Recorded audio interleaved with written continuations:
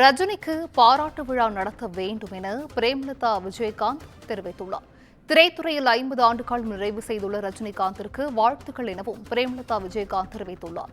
Captain இருந்திருந்தால் நிச்சயமாக ரஜினிகாந்தின் 50வது ஆண்டு விழாவை விமர்சையாக கொண்டாடி இருப்பார் என்றும் அவர் தெரிவித்துள்ளார்.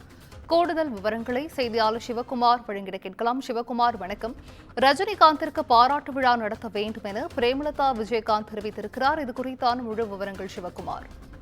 தமிழக ரசிகர்களால சூப்பர் ஸ்டார் அப்படின்னு பாராட்டப்படுகிற ரஜினிகாந்த் அவங்க சினிமா ஃபீல்டுக்குள்ள 50 வருஷம் ஆச்சு அப்படின்னு சொல்லி எல்லாருக்கும் தெரிஞ்ச ஒரு ஒரு ஒரு நிலையில இன்னைக்கு அவங்கள பாராட்டி பிரேமலதா விஜயகாந்த் ஒரு ட்விட்டர் பக்கத்தில் ஒன்று வெளியிட்டிருக்கிறாங்க.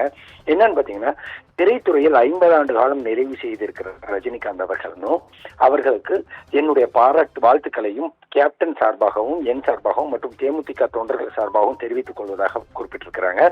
கேப்டன் மீது பேரன்பு கொண்டவர் ரஜினிகாந்த் என்பது நாடறியும் என்று குறிப்பிட்டாங்க.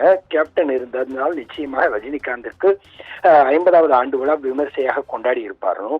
கேப்டன் மீதும் எங்கள் குடும்பத்தின் மீதும் பேரன்பு கொண்டவர்கள் ரஜினிகாந்த் அவர்களும் அவரது குடும்பத்தினரும் குறிப்பிட்டிருக்கிறாங்க.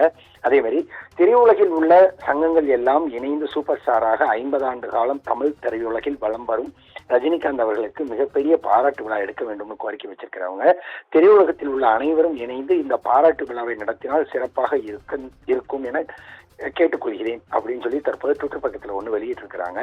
ஏறத்தாழ 50 ஆண்டு காலம் சினிமாவில் இருந்த இவங்களுக்கு பாராட்டு விழா எடுக்கணும் அப்படின்னு சொல்லி தற்போது தேமுதிக தரப்புல அதனோட தலைமை அவங்க பிரேமலதா குறிப்பிட்டிருக்கிறது குறிப்பிடத்தக்கது. சிந்து,